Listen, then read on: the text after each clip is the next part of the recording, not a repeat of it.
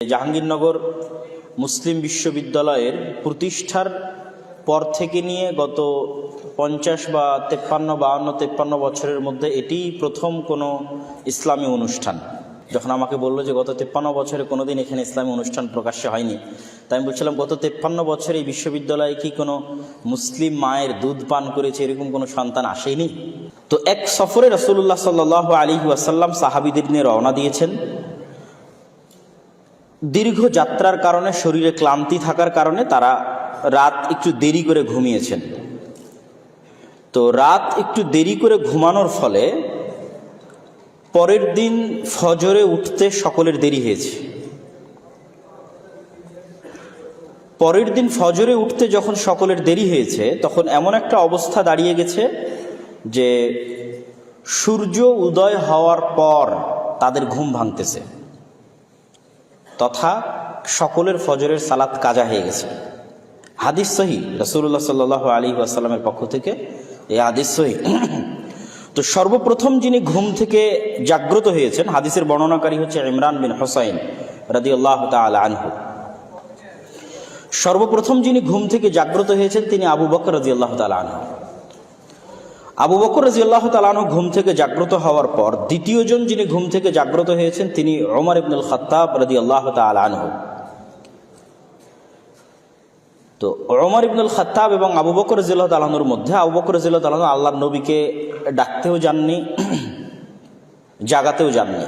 তিনি মনে মনে ভাবছেন হয়তো আল্লাহর নবীর উপরে কোনো ওহী অবতীর্ণ হয়েছে যার ফলশ্রুতিতে তিনি ঘুম থেকে ওঠেননি অথবা জাগা পাননি।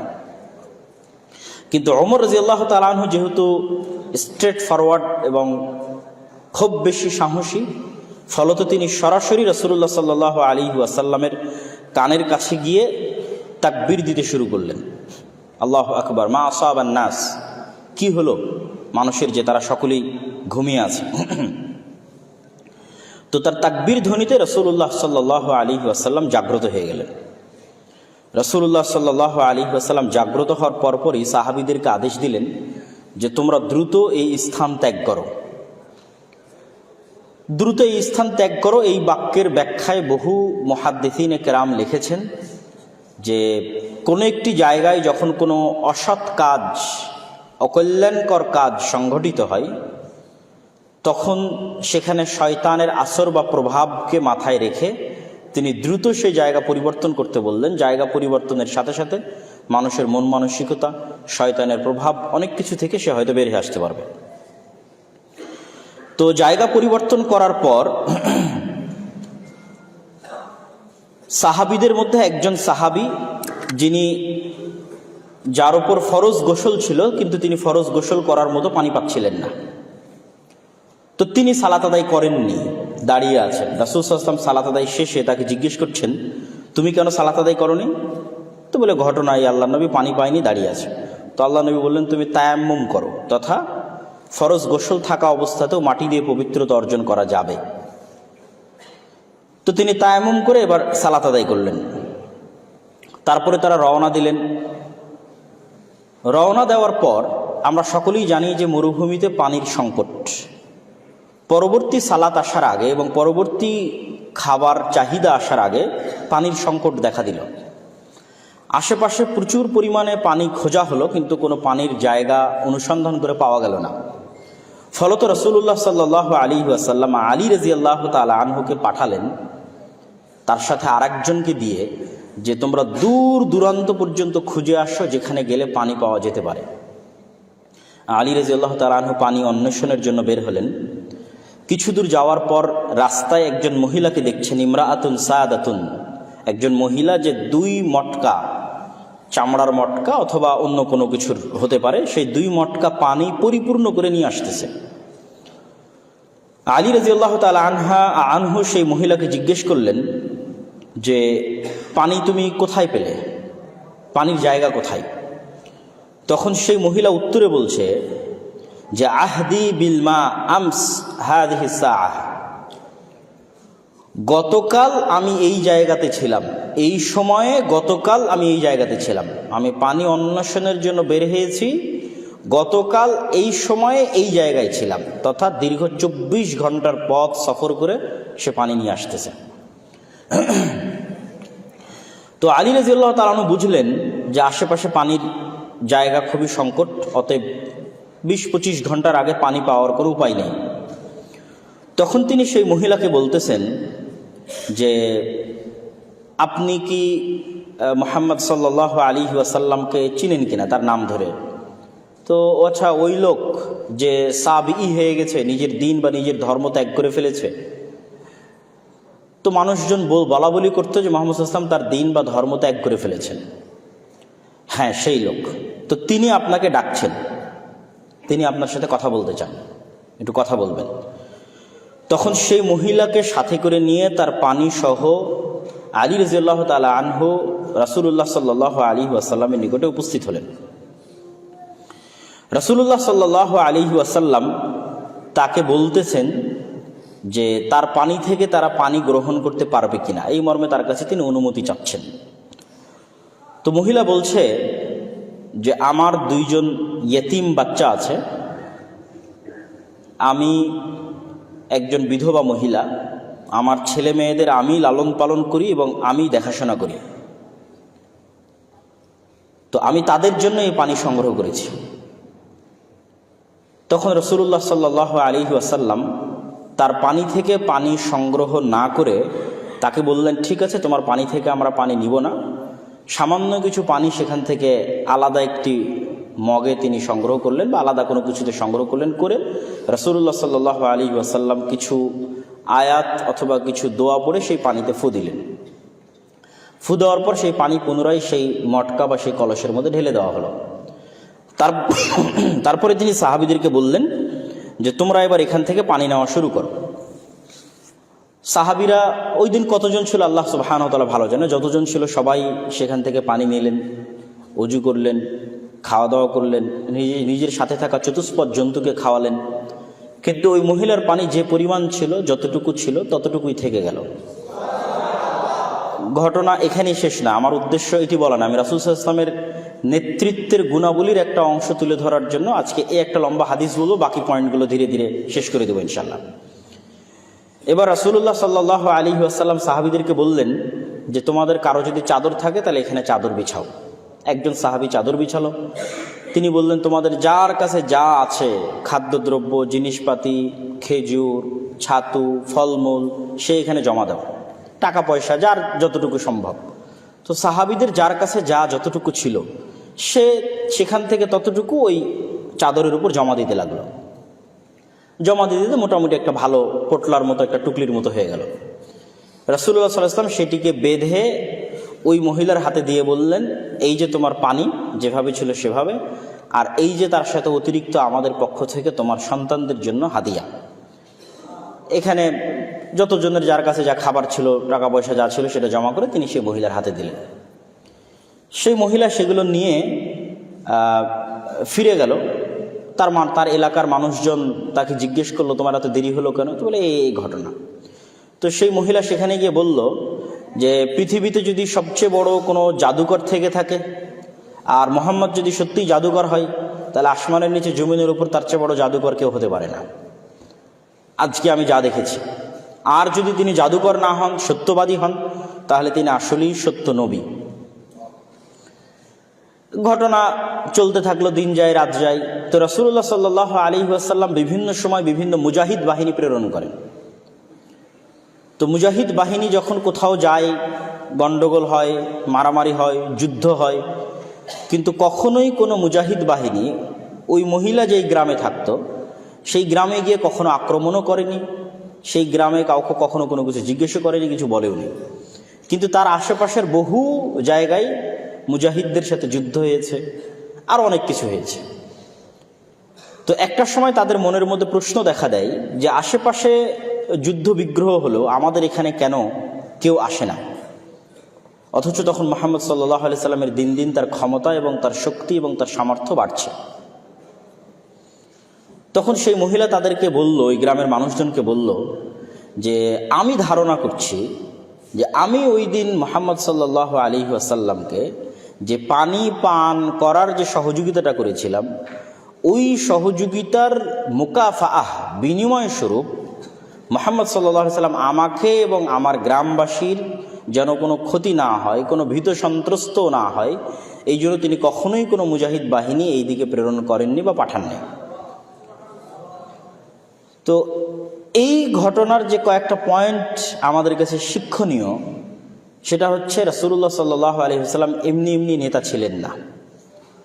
তিনি প্রত্যেকটা মানুষের ছোট থেকে ছোট প্রতিদান, ছোট থেকে ছোট সহযোগিতা স্মরণ রাখতেন। ছোট থেকে ছোট প্রতিদান সহযোগিতা স্মরণ রাখার পর তিনি সর্বোচ্চ পরিমাণে চেষ্টা করতেন সেটা পাল্টা প্রতিদান আদায় করে দেওয়া, পাল্টা প্রতিদান দিয়ে দেওয়া। তো এই ঘটনার কয়েকটা প্রশ্ন আমাদের মাথায় রাখতে হবে। যে ওই মহিলা ছিল মুশরিকা, কাফেরা। আলী রাদিয়াল্লাহু তাআলা আনহু গিয়ে সশস্ত্র অবস্থায় থাকার পরেও সেই মুশরিক মহিলার নিকট থেকে পানি ছিনিয়ে নেননি। তো কাফের, এর কাছ থেকে পানি ছিনিয়ে নি। ওই মহিলা যখন রাসূলুল্লাহ সাল্লাল্লাহু আলাইহি ওয়াসাল্লামের কাছে উপস্থিত হয়েছে, তখন সে একা, একে তো মহিলা মানুষ, দ্বিতীয়ত একা, আর বাকি ওখানে 500 জন থাকুক, 1000 জন থাকুক, সবাই সশস্ত্র। তখন রাসূলুল্লাহ সাল্লাল্লাহু আলাইহি ওয়াসাল্লাম তার সাহাবীদেরকে আদেশ দেননি যে এই মুশরিক, এর কাছ থেকে তুমি জোরপূর্বক নিয়ে নাও। তখনও তিনি সেই মহিলার কাছে অনুমতি চাচ্ছেন যে আমরা তোমার পানি ব্যবহার করতে চাই, অথচ মহিলা তখন একা, আর বিপরীতে যারা আছে তারা সশস্ত্র অবস্থায় আছে।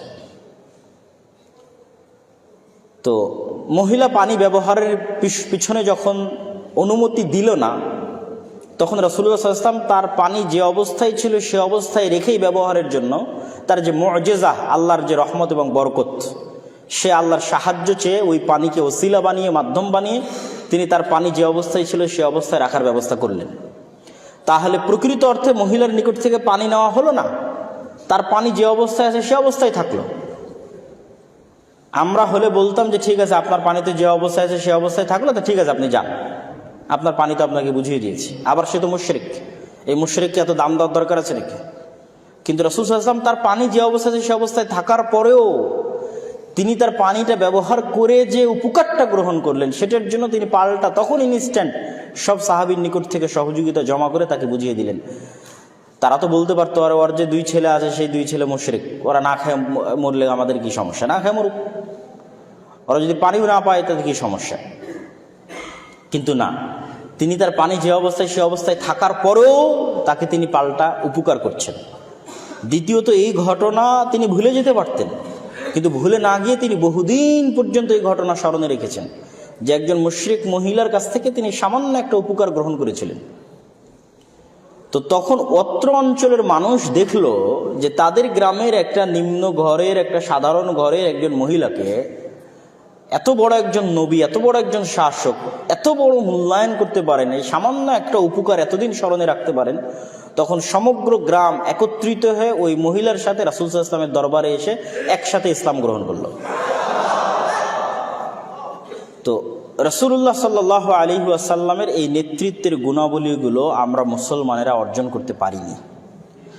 আমরা বাহ্যিকভাবে ইসলামের যে আচার অনুষ্ঠান আছে সেগুলো আমরা চেষ্টা করি পালন করার, সালাত, সিয়াম, হজ, যাকাত, কিন্তু অভ্যন্তরীণভাবে, মেন্টালি, মানসিকভাবে আল্লাহর নবীর অন্তর যেমন সাফ, পরিষ্কার, নিষ্কলুষ, পরোপকারী, সত্যবাদী, ন্যায়পরায়ণ, এই অভ্যন্তরীণভাবে আমাদের অন্তরে, মুসলমানদের অন্তরে সেই গুণাবলীগুলো নাই। ফলত আমরা বাহ্যিকভাবে আমাদের আচার আনুষ্ঠানিকতা পূরণ করলেও, পালন করলেও প্রকৃত অর্থে আমরা মুনাফিক। রাসূলুল্লাহ সাল্লাল্লাহু আলাইহি ওয়াসাল্লাম বলেছেন 4টা গুণ যদি কারো মধ্যে থাকে, আর এক হাদিসে বলেছেন 3টে গুণ যদি কারো মধ্যে থাকে, তাহলে সে মুনাফিকান খালেসা, খাঁটি, নিষ্কলুষ, নির্ভেজাল মুনাফিক। ইদা হাদ্দাসা কাযাবা, যখন কথা বলে মিথ্যা বলে, ওয়াইদা ওয়াদা আখলাফা, যখন ওয়াদা করে ভঙ্গ করে, ওয়াইদা তুমিনা খানা, যখন আমানত রাখা হয় তখন আমানতের খেয়ানত করে। তো আমানতের খেয়ানত মানে কি? আপনি বিশ্ববিদ্যালয়ের টিচার, সেটাও আমানত, বিশ্ববিদ্যালয়ের ছাত্র, সেটাও আমানত, প্রিন্সিপাল, ভিসি সেটাও আমানত, প্রধানমন্ত্রী, প্রধান উপদেষ্টা সেটাও আমানত, ওসি, ডিসি, এসপি, মন্ত্রী, সচিব সেটাও আমানত, বাড়ির কর্তা, দায়িত্বশীল সেটাও আমানত। তো আমরা বাহ্যিকভাবে অনেক বড় ইবাদত গুজার দেখাই আমাদের মুনাফিকি ঢাকতে। আমাদের মধ্যে যে মুনাফিকিটা আছে তথা অন্তরটা মুহাম্মদ সাল্লাল্লাহু আলাইহি ওয়াসাল্লামের মতো, তার সাহাবীদের মতো পরিষ্কার, উদার, নিষ্কলুষ, সত্যবাদী, ন্যায়পরায়ণ নয়। অন্তরটা কলুষিত, মুনাফিক অন্তর। কিন্তু এই মুনাফিক অন্তরের মুনাফিকি ঢাকার জন্য আমরা বাহ্যিকভাবে আমাদের ইবাদতটা দেখাই। আপনি যদি প্র্যাকটিক্যাল উদাহরণ নেন, তাহলে যে মানুষটা বলছে যে আমি প্রশ্ন ফাঁসের টাকা আল্লাহর রাস্তায় দান করি, তাহলে তার অন্তরটা মুনাফিক। কেননা সে যে দায়িত্বে আছে সেই দায়িত্বের আমানতের সাথে সে কি করেছে? খেয়ানত করেছে। আর আল্লাহর নবী বলছে যে আমানতের খেয়ানত করে সে কি? মুনাফিক। তাহলে তার অন্তর মুনাফিক। কিন্তু অন্তরের এই মুনাফিকি ঢাকার জন্য সে বাহ্যিকভাবে দান করে, সালাত আদায় করে, হজ করে, উমরা করে, লম্বা দাড়ি রাখে, মাথায় টুপি রাখে। এরকম কত ওসিডিসি, এসপি, মন্ত্রী, মিনিস্টার, সচিব নিবেন যারা নিজ নিজ দায়িত্বের সাথে শতভাগ আমানতের খেয়ানতকারী, কিন্তু তারা নাকি আবার তাহাজ্জুদের সালাত আদায় করে। তার মানে তার অন্তরটা কি? মুনাফিক। এই পরিমাণ, এই ধরনের মুসলমানের সংখ্যা সবচেয়ে বেশি এখন। তো আমাদের দরকার নেতা মুসলিম। তো নেতা মুসলিম, মুসলিম নেতা যদি আমরা পেতে চাই, তাহলে তার অন্তর মুনাফিকি থেকে মুক্ত হতে হবে। সে যখন সালাত আদায় করবে, সিয়াম পালন করবে, হজ করবে, যাকাত দিবে, দান করবে, তখন তার ভেতরটা সত্যবাদী, আমানতদার, ন্যায়পরায়ণতার মতো, পরোপকারীর মতো গুণে গুণান্বিত হতে হবে। রাসূলুল্লাহ সাল্লাল্লাহু আলাইহি ওয়াসাল্লামের এই গুণাবলীগুলো, এই নেতৃত্বের এই গুণাবলীগুলো বলে শেষ করা সম্ভব নয়।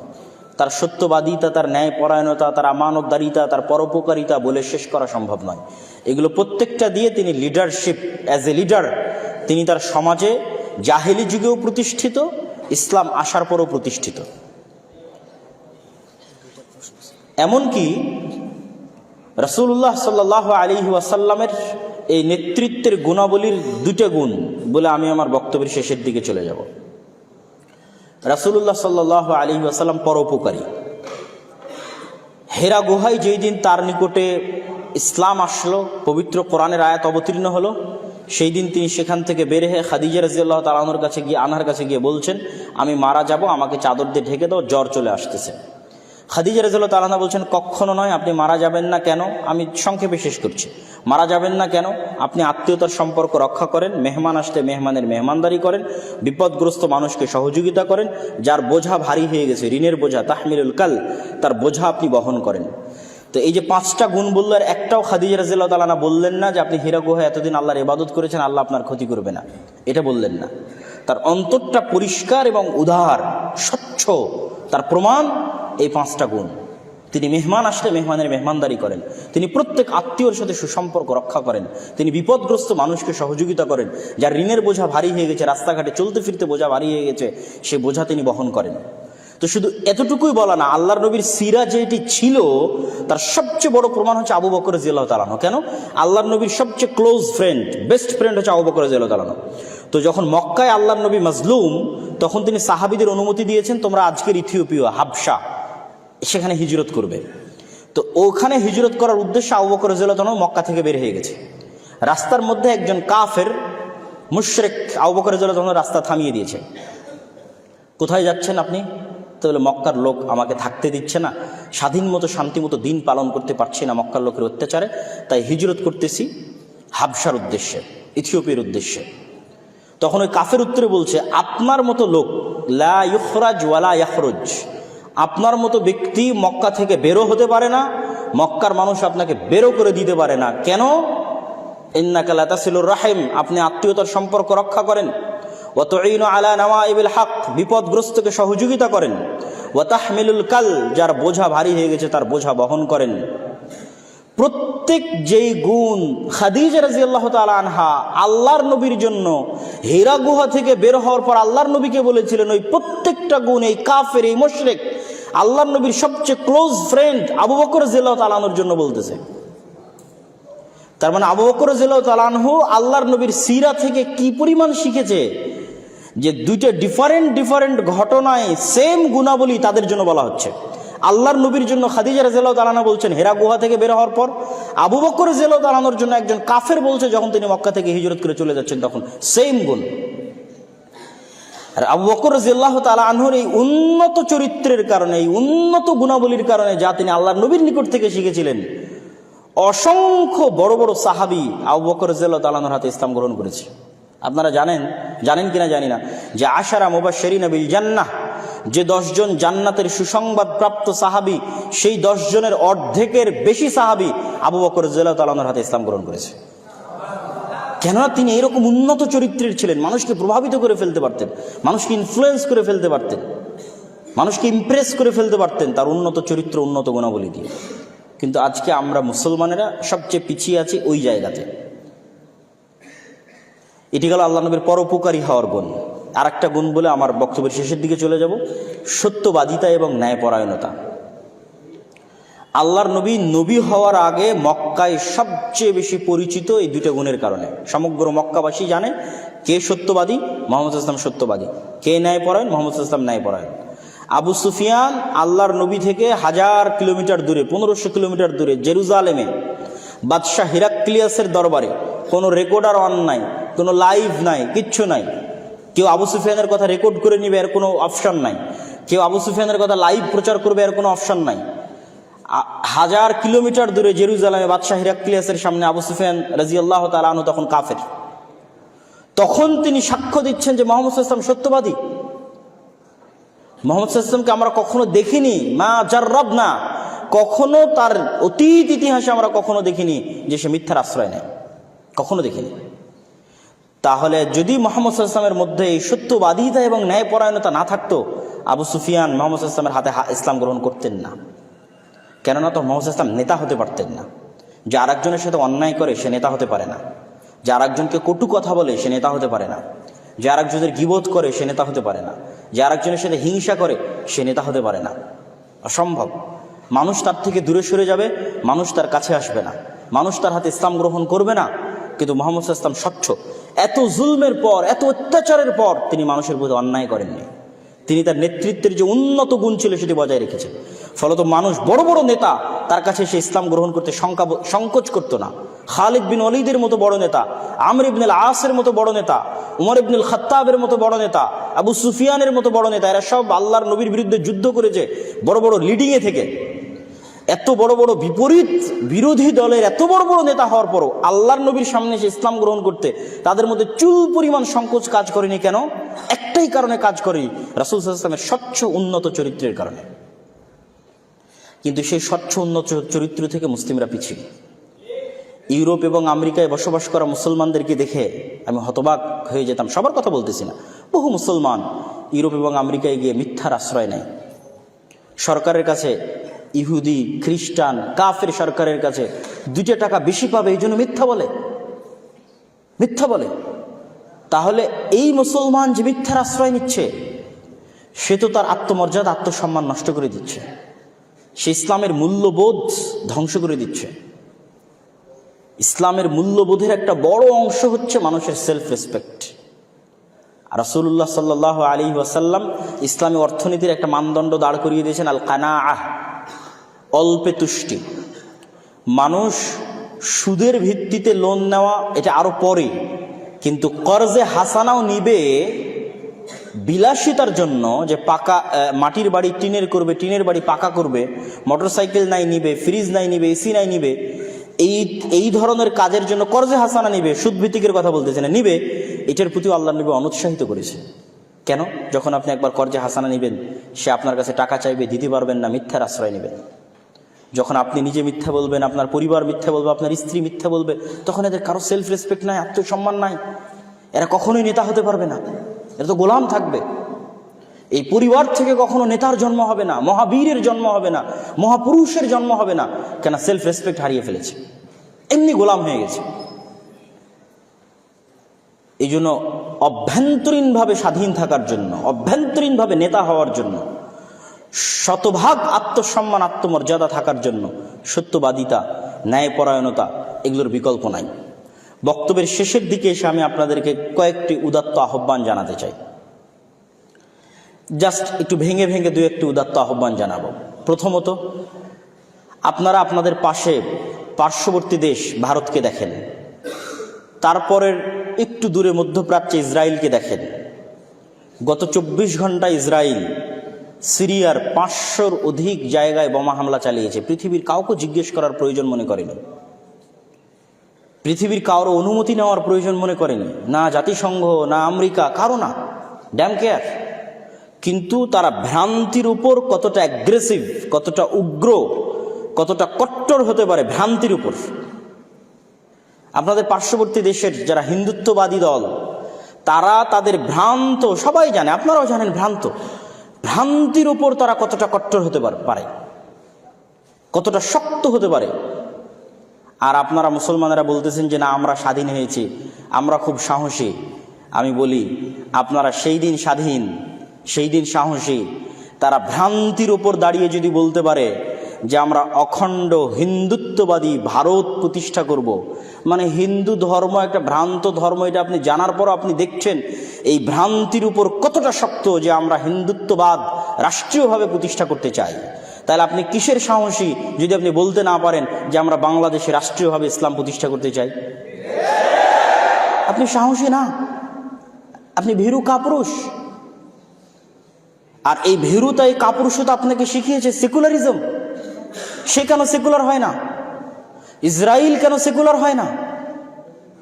অসংখ্য ইউরোপের খ্রিস্টান কান্ট্রি, তারা কেন উগ্র খ্রিস্টান পন্থার দিকে এগিয়ে যাচ্ছে? সেকুলারিজমের দ্বার শুধু মুসলমানের জন্য, অথচ স্বয়ং ভারত রাষ্ট্র প্রতিষ্ঠা হয়েছিল সেকুলারিজমের উপর, আর পাকিস্তান আর বাংলাদেশ প্রতিষ্ঠা হয়েছিল ইসলামের উপর। সেই পাকিস্তান আর বাংলাদেশ সেকুলারিজমের দ্বার শিখতে শিখতে অনেক বড় মাপের সেকুলার হয়ে গেছে। আর ভারত প্রতিষ্ঠা হয়েছিল সেকুলারিজমের জন্য। গান্ধীর কথা বলেন, জওহরলাল নেহরুর কথা বলেন, মাওলানা আবুল কালাম আজাদের কথা বলেন, তারা কট্টর হিন্দুত্ববাদের দিকে চলে গেছে। সম্মানিত উপস্থিতি, যদি মুসলমানেরা বলে যে আমরা স্বাধীন, তাহলে সেই স্বাধীনতার জন্য বুক ফুলিয়ে ঘোষণা দিতে হবে যে আমি আমার দিনের উপর কট্টর, কোনো কম্প্রোমাইজ ছাড়া। তাহলে আপনি স্বাধীন। যেই দিন এটা স্বাধীনভাবে ঘোষণা দিতে পারবেন, সেই দিন স্বাধীন। আমি যেহেতু ইহুদি জাতিকে দেখেছি, আর আপনারা দূর থেকে দেখতেছেন, যেই জাতি আর এক দেশের 500 জায়গায় বোমা হামলা করতে পরোয়া করে না, সে তাদের নবীর সুন্নাত দাঁড়িয়ে রাখার জন্য পরোয়া করবে? কাউকে পরোয়া করে না। এই জন্য ওরা শতকরায় বেশি ইহুদি দাঁড়িয়ে রাখে, ড্যাম কেয়ার। 500 জায়গায় বোমা হামলা করতে আমি পরোয়া করি না, তা আমি আমার দিন পালন করতে কাকে পরোয়া করব? কিন্তু আপনি রাষ্ট্রে ইসলাম বহু দূরের কথা, আপনি ব্যক্তি জীবনে ইসলাম পালন করতে 10 বার পরোয়া করেন, পারিবারিক জীবনে ইসলাম পালন করতে 10 বার চিন্তা করেন। তো গোলামির মানসিকতা তো এখান থেকে শুরু হয়েছে। আপনি নেতা হবেন কিভাবে? আপনার মধ্যে হেজিটেশন, তো দ্বিধা তো এখান থেকে শুরু হয়েছে। আপনি মানসিকভাবে কলোনিয়াল মাইন্ডসেট বহন করছেন, যে একজন মানুষ যদি প্যান্ট শার্ট টাই থাকে তাহলে সে স্মার্ট, ইংরেজি বলতে পারলে স্মার্ট, না বলতে পারলে স্মার্ট না। আপনি যান ইংল্যান্ডের পার্শ্ববর্তী যে দেশগুলো আছে, স্পেন, ইতালি, ফ্রান্স, ওরা ইংরেজি বলে কি না? ইংরেজি শিখতে হবে না কথা বলছি না, কিন্তু ফরাসিরা, স্প্যানিশরা, ইতালিয়ানরা মেন্টালি আমাদের চেয়ে বেশি স্বাধীন মানসিকভাবে। কেউ ড্যাম কেয়ার, পরোয়া করে না আমি কেন ইংরেজি শিখবো, আসে আমার ভাষা শিখুক। মানে মানসিকভাবে সে বেশি স্বাধীন। আর আমরা মানসিকভাবে কলোনিয়াল মাইন্ডসেট বহন করার জন্য এখন পর্যন্ত গোলাম, আর আমাদেরকে গোলাম বানিয়ে রেখেছে সেকুলারিজম। এই জন্য এই সেকুলারিজমকে শত্রু বানাতে হবে। কীরকম শত্রু বানাতে হবে? যেমন ইব্রাহিম আলাইহিস সালাম ঘোষণা দিয়েছিল, কাফারনা বিকুম ওমাই ইয়াকফুর বিত্তাগুত। ইব্রাহিম আলাইহিস সালাম ঘোষণা দিয়েছিল, শোনো, তোমরা যেই মূর্তির ইবাদত করো সেই মূর্তি আর তোমাদের সবগুলোর আমি কুফরি করলাম, অস্বীকার করতেছি, ওপেন প্রকাশ্যে। তোমাদের মূর্তির প্রকাশ্যে অস্বীকার করতেছি, কুফরি করতেছি, তোমাদের প্রকাশ্যে অস্বীকার করতেছি, কুফরি করতেছি। এবং তিনি নিজেকে তাদের থেকে সম্পূর্ণরূপে মুক্ত ঘোষণা করেছেন। তা আপনি নিজেকে মুসলিমও দাবি করবেন, আবার মিনমিন করে সেকুলারিজমেরও কথা বলবেন, তাহলে আপনার ঈমান এখনো পূর্ণাঙ্গ হয়নি। আপনাকে প্রকাশ্যে ঘোষণা করতে হবে যে আমি সেকুলারিজমের কাফের, সেকুলারিজমের কুফরি করলাম, সেকুলারিজম মানি না, অস্বীকার করলাম। সেই দিন আপনার অন্তরে ঈমান পরিপূর্ণ হবে, পূর্ণাঙ্গ হবে। আর অসংখ্য যত থিওরি তৈরি করা হয়েছে, আমাদের যুবকদের মাথায় দেওয়া হয়েছে, গণতন্ত্রের নামে, সেকুলারিজমের নামে, লিবারালিজমের নামে, এগুলো প্রত্যেকটা তৈরি হয়েছে আমাদের সন্তানদের, মুসলমানদের সন্তানদের গোলাম রাখার জন্য এবং রাষ্ট্রীয়ভাবে কোনোদিন যেন ইসলাম ক্ষমতায় না যায় তার জন্য। এটা আমরা যত দ্রুত বুঝবো তত আমাদের জন্য কল্যাণকর, যত দ্রুত বুঝবো তত কল্যাণকর। তো আমরা ক্ষমতায় যাব কিভাবে? যদি আমাদের মধ্যে আল্লাহর নবীর মতো ওই নেতৃত্বের গুণাবলী থাকে, সত্যবাদী ন্যায়পরায়ণ প্রজন্ম যদি জন্ম দিতে পারেন, সত্যবাদী ন্যায়পরায়ণ প্রজন্ম। গত ফ্যাসিজম 16 বছর জীবনেও কন্টিনিউ করতো না যদি এই সরকারে যারা চাকরি করে তাদের মধ্যে মুসলিম মায়ের দুধ পান করেছে এরকম সত্যবাদী ন্যায়পরায়ণ দায়িত্বশীল থাকতো, সত্যবাদী ন্যায়পরায়ণ ওসি, ডিসি, এসপি, মন্ত্রী, সচিব থাকতো, কখনোই সম্ভব ছিল না। কিন্তু সবাই টাকার কাছে বিক্রি হয়ে যায়। মুসলমানদের এই স্বভাবটা সঠিক করতে হবে। মুসলমানের অভ্যন্তরীণভাবে মুনাফিক, বাহিরভাবে দেখাচ্ছে সে মুসলমান, নাউজুবিল্লাহ। অতএব ওই প্রজন্ম তৈরি করতে হবে যেই প্রজন্ম অভ্যন্তরীণভাবে রাসূল সাল্লাল্লাহু আলাইহি ওয়াসাল্লামের মতো নেতৃত্বের গুণাবলীতে বলিয়ান হবে, সত্যবাদী, ন্যায়পরায়ণ, আমানতদার। মরে গেলেও এই গুণে সে কম্প্রোমাইজ করবে না। যখন এই গুণে একবার সে কম্প্রোমাইজ করবে না, অটোমেটিক সে তার দিনের যে বিষয়গুলো আছে সেগুলোতেও সে কখনো কম্প্রোমাইজ করবে না। কেন? তখন তো ও নেতা হয়ে গেছে। নেতা কখনো কম্প্রোমাইজ করে না, গোলামেরা কম্প্রোমাইজ করে। সম্মানিত উপস্থিতি, আমি আমার বক্তব্য দীর্ঘ করতে চাই না। রাসূলুল্লাহ সাল্লাল্লাহু আলাইহি ওয়াসাল্লামের সিরাত থেকে শিক্ষা নিয়ে নেতৃত্বের গুণাবলী আমাদের মধ্যে অন্তর্ভুক্ত করে আমাদের সমগ্র বিশ্বে যা চলতেছে সেই দিক থেকে নিজেকে তুলনা করে আপনারা নিজের দিনের উপর, আমরা আমাদের নিজের দিনের উপর কট্টর হওয়া শিখি, দেখবেন যে আমরা স্বাধীন হয়ে গেছি ইনশাআল্লাহ। এই জন্য আমি কেন বারবার এই দুইটা জাতির কথা বলি, এই ইহুদি জাতির কথা কেন বলি আর হিন্দুদের কথা কেন বলি, এই দুইটা জাতির কথা কেন বলি? দেখেন, আমরা মুসলমানেরা আমাদের প্রোডাক্টিভিটি নষ্ট করতেছি সময় নষ্টের মাধ্যমে।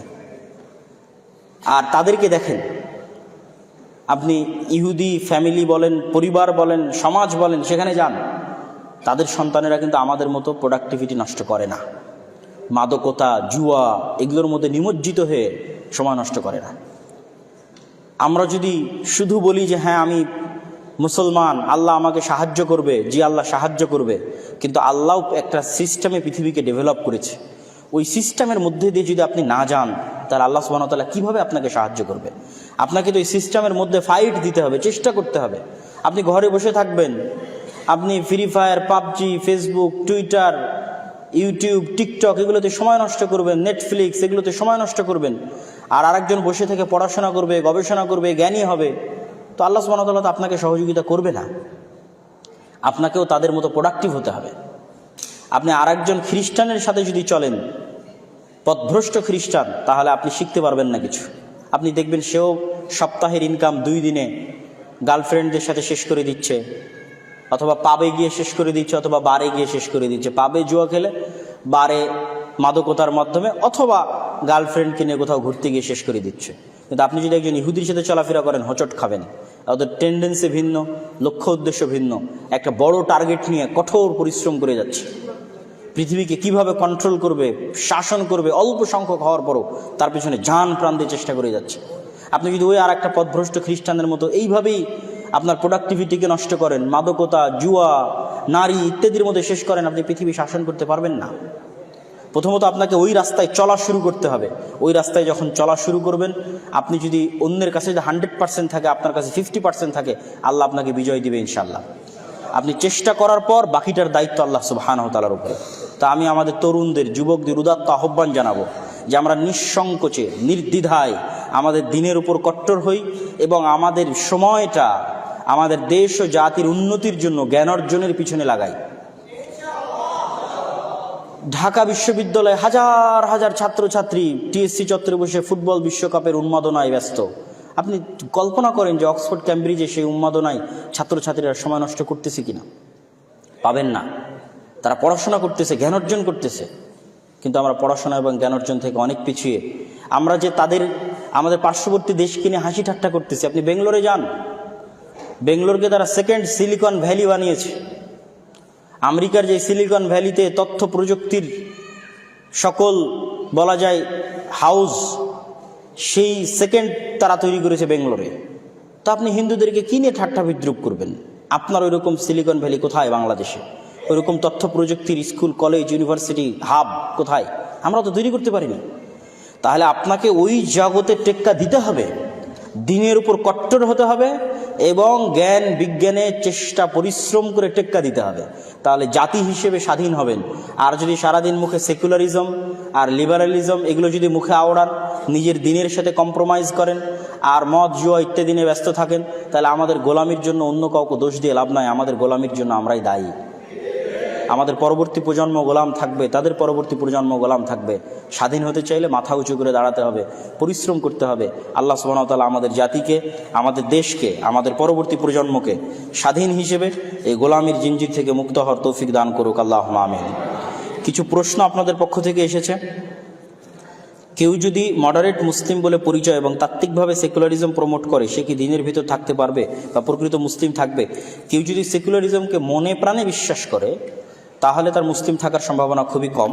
আর যদি সেকুলারিজমকে এই সেন্সে, যেই সেন্সে অন্যরা না বুঝেই বলে যে ভাই এই দেশে আরও অন্য ধর্মের মানুষরা আছে, তাদের থাকার অধিকার ইত্যাদি, সেগুলো ইসলামও স্বীকার করে যে অন্য ধর্মের মানুষরা থাকবে, তাদের অধিকার দিতে হবে, এটার সাথে ইসলামের কোনো দ্বিমত নাই।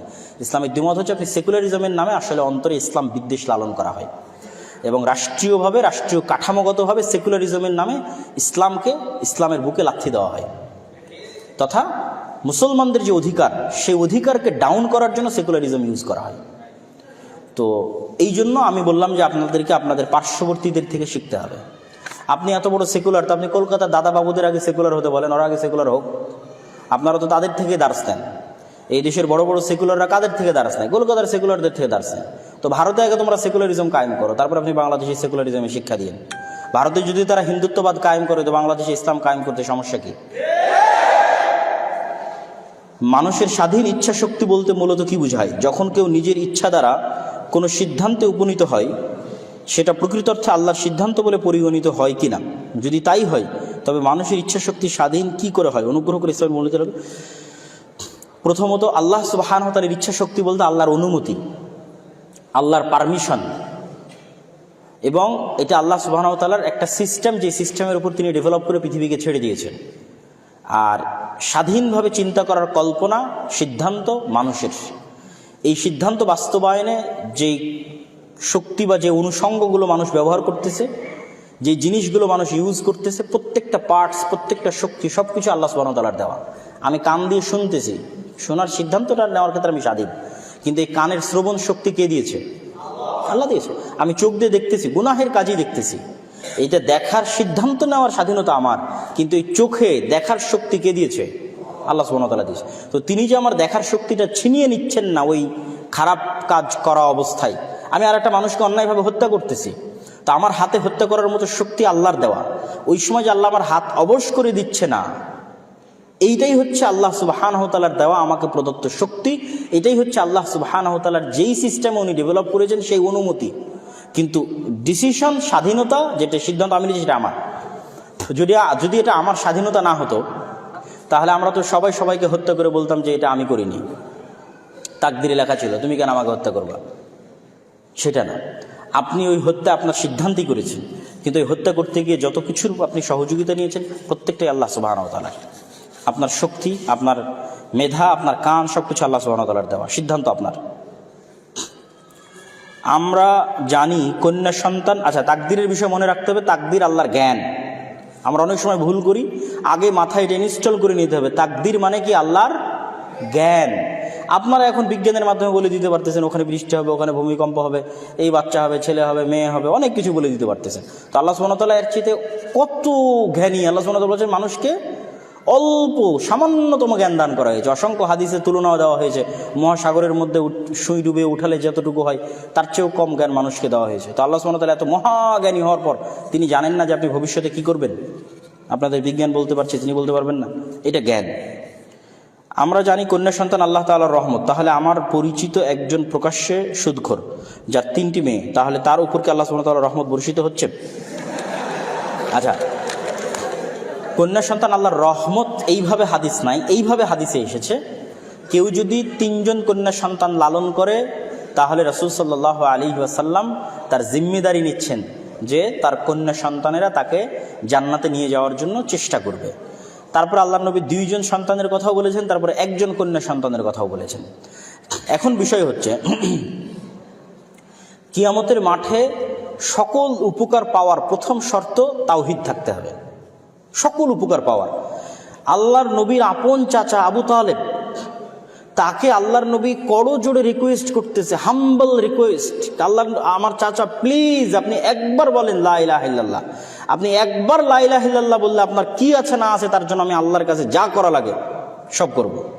কিন্তু আপনি লা ইলাহা ইল্লাল্লাহ না বললে এটা আমার পক্ষে করা সম্ভব হবে না। তা আল্লাহ নবীর চাচা লা ইলাহা ইল্লাল্লাহ বললেন না। তারপরেও আল্লাহ নবী বলছেন যে আমার চাচা লা ইলাহা ইল্লাল্লাহ না বলে না বলুক, আমি আল্লাহর কাছে ক্ষমা চাইতেই থাকবো যতদিন আল্লাহ আমাকে নিষেধ না করবে।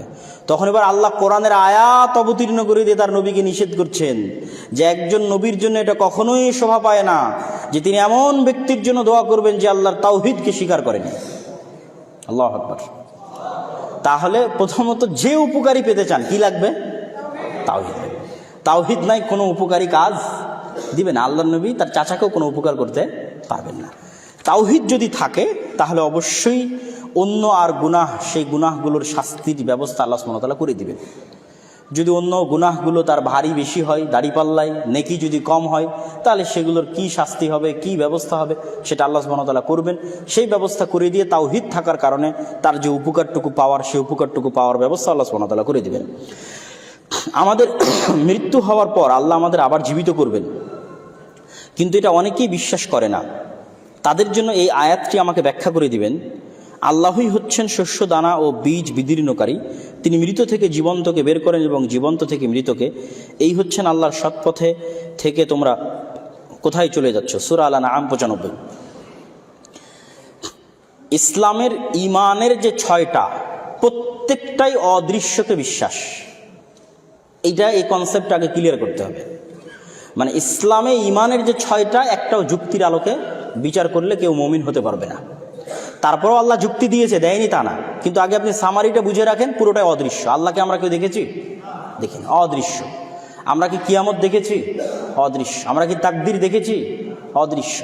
তাহলে ঈমানের যে ফেরেশতাদেরকে আমরা দেখেছি, এমনকি আমাদের জন্য আল্লাহর নবী স্বয়ং মুহাম্মদ সাল্লাল্লাহু আলাইহি ওয়াসাল্লাম অদৃশ্য, আমরা তো তাকেও দেখিনি। তাহলে আমাদের ক্ষেত্রে ঈমানের প্রত্যেকটা জিনিসই অদৃশ্য, এটা 1 নম্বর পয়েন্ট। তাহলে সেক্ষেত্রে পরকালের প্রতি বিশ্বাস, সেটি মূলত একটি অদৃশ্যের প্রতি বিশ্বাস, যা এখনো ঘটেনি কিন্তু বিশ্বাস করতে হবে যে ঘটবে। তাহলে কেন বিশ্বাস করবেন? আল্লাহ সুবহানাহু ওয়া তাআলা এই বিশ্বাসের জন্য যে যুক্তিগুলো মানুষকে দিয়েছেন, সেই যুক্তিগুলোর 1 নম্বর যুক্তি, যেটা সবচেয়ে শক্তিশালী, মর পাওয়ারফুল যুক্তি অন্য সকল যুক্তির চাইতে, যে আপনি এখন যে পৃথিবীতে এসেছেন, এই পৃথিবীতে আসার পিছনে আপনার কোনো সিদ্ধান্ত বা আপনার বাবা মায়ের কোনো সিদ্ধান্ত সামিল ছিল কি না। মানে আপনার বাবা মা কোনো একটা সুইচ বাটন চাপ দিয়ে নিজের ডিসিশন নিয়ে যে আমি এই কালারের, এই রঙের, এই বর্ণের পুরুষ একটা সন্তান চাই, চাপ দিয়ে আপনাকে বের করে নিয়ে আসছে? ছিল না। ঠিক আপনিও কোনো একটা ডিসিশন নিয়ে যে না আমি এতদিন পর অমুক তারিখে পৃথিবীতে যাব, আপনি সেই সিস্টেমে পৃথিবীতে এসেছেন, এটা হয়েছে? হয়নি। তাহলে আপনার বাবা মায়ের হাতে ছিল না, এই ক্ষমতা ছিল না যে আপনাকে তারা পৃথিবীতে নিয়ে আসে। সেকেন্ড, আপনার হাতে ছিল না যে আপনি পৃথিবীতে আসবেন। তাহলে পুরোটাই আপনার বাবা মায়ের নিজস্ব ক্ষমতার বাইরে এবং আমার নিজস্ব ক্ষমতার বাইরে আমি পৃথিবীতে চলে এসেছি। আমার নিজস্ব ইচ্ছার বাইরে এবং আমার বাবা মায়ের কোনো ক্ষমতার বাইরে আমি পৃথিবীতে চলে এসেছি। তাহলে এইবার যদি পৃথিবীতে আমি চলে এসে থাকি উইদাউট আমার ডিসিশন, উইদাউট আমার বাবা মায়ের ডিসিশন, তাহলে আর একবার যে আবার আল্লাহ উঠাবেন না, সেই গ্যারেন্টি আমি কেমনে দিব বলেন? এই গ্যারেন্টি আমি তখনই দিতে পারতাম যদি আমি নিজে ডিসিশন নিয়ে এবার পৃথিবীতে আসতাম।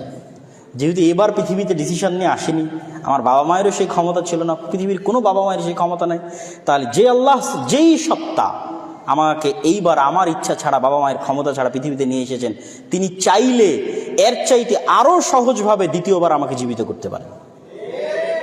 এই যুক্তিটা আল্লাহ দিয়েছে যে প্রত্যেক যে কোনো জিনিস একবার সংগঠন করা কঠিন আর দ্বিতীয়বার করা সহজ। আপনারাই বলতেছেন ভাই এবার করেছি এই অনুষ্ঠান, এর পরের বার সহজ হবে। যে ফার্স্ট টাইম মোবাইল বানিয়েছে, কম্পিউটার বানিয়েছে, সেকেন্ড টাইম সহজ না কঠিন? সহজ। তাই আল্লাহ সুবহানাহু ওয়া তাআলা যে ফার্স্ট টাইম আমাদের এই পৃথিবীতে নিয়ে আসেন, তো সেকেন্ড টাইম তিনি পুনরায় আমাদের জীবিত করবেন না, এর কোনো গ্যারেন্টি কেউ দিতে পারবে না। দ্বিতীয়ত, আল্লাহ সুবহানাহু ওয়া তাআলা অসংখ্য মৃত জিনিস থেকে জীবিত হওয়ার উদাহরণ কোরআন মাজিদে দিয়েছেন। যে তোমরা যে শস্য দানা বীজ, এটা মৃত, এই শস্য দানা বীজকে তোমরা মাটিতে পুঁতে দাও, সেখান থেকে জীবিত গাছ জন্ম নিচ্ছে। ডিম মৃত, তোমরা সেই ডিমে গরম দাও, সেখান থেকে জীবিত মুরগির জন্ম হচ্ছে। তাহলে এই অসংখ্য মৃত জিনিস থেকে পৃথিবীতে আল্লাহ তোমাদের সামনে জীবন্ত বের করে দিচ্ছে, তোমাদের চোখের সামনে। তাহলে তোমার মৃত যেই লাশ, যেই মেরুদণ্ড মাটির মধ্যে পুঁতে আছে, সেই মৃত মেরুদণ্ড থেকে আল্লাহ পুনরায় তোমাকে জীবিত অবস্থায় সৃষ্টি করবেন না, এই গ্যারেন্টি তুমি কেমনে দাও যে আল্লাহ মৃত বীজ থেকে জীবন্ত গাছ তৈরি করতে পারে? ওই মাটি থেকেই তো আল্লাহ মৃত বীজ থেকে জীবন্ত গাছ তৈরি করছেন। তো পৃথিবীতে আল্লাহ এরকম অসংখ্য উদাহরণ আমাদের সামনে আছে যে আল্লাহ সুবহানাহু ওয়া তাআলা করছেন মৃত থেকে জীবিত। আচ্ছা, এই ছিল মোটামুটি প্রশ্ন, আর তেমন কোনো প্রশ্ন নয়। আমরা সকলেই বৈঠক শেষের দোয়া পড়ি। বৈঠক শেষের দোয়া পড়ে আজকে আমাদের এই অনুষ্ঠান আমরা শেষ করতে চাচ্ছি। সবাই আমার সাথে একটু বৈঠক শেষের দোয়া পড়ুন। আর আরেকটি কথা, আমাদের মিরপুর 12-তে দাওয়া সেন্টার আছে, যেখানে প্রতি শনিবার বাদ আসর আমি নিজে কিতাব ভিত্তিক দার্স দিই। আজকেও দিয়ে আসলাম। অনেক ভাই, বিশেষ করে আপনাদের স্টুডেন্টরাই বিভিন্ন বিশ্ববিদ্যালয়, জাহাঙ্গীরনগর ইউনিভার্সিটিরও 2-3 জন স্টুডেন্ট সেখানে নিয়মিত যায়, আমি চিনি তাদেরকে। এখন এখানে আমি দেখতে পাচ্ছি কিনা বলতে পারবো না। তো প্রতি শনিবার বাদ আসর একদম মিরপুর 12 বাস স্ট্যান্ডের অপোজিটে বাটার একটা শোরুম আছে, প্রিন্স বাজারের পাশের বিল্ডিং, লিফটের 5। তো আপনাদের পক্ষে যদি সম্ভব হয় প্রতি শনিবার সেখানে আসা বা মাঝে মধ্যে আসা, আমাদের এই দাসটা চলমান থাকবে। এবং চাইলে মাঝে মধ্যে সেখানে জুমার সালাতও আদায় করতে পারেন, তাহলে আপনাদের সাথে সাক্ষাৎ হবে, পরামর্শ হবে, আরও ভালোভাবে দাওয়াতি কাজের বিষয়ে ভবিষ্যৎ পরিকল্পনা তৈরি করা যাবে। আল্লাহ সুবহানাহু ওয়া তাআলা আমাদের যুবকদেরকে অত্র অনুষ্ঠানে উপস্থিত সকলকে, আয়োজককে, শিক্ষক মণ্ডলীকে, যারা যেভাবে সহযোগিতা করেছেন সকলকে আল্লাহ সুবহানাহু ওয়া তাআলা কবুল করুক, আল্লাহুম্মা আমিন। সকলকে আল্লাহ সুবহানাহু ওয়া তাআলা জাযায়ে খায়র দান করুক, আল্লাহুম্মা আমিন। সুবহানাকা আল্লাহুম্মা বিহামদিকা আশহাদু আল্লা ইলাহা ইল্লা আনতা আস্তাগফিরুকা ওয়া আতুবু ইলাইক।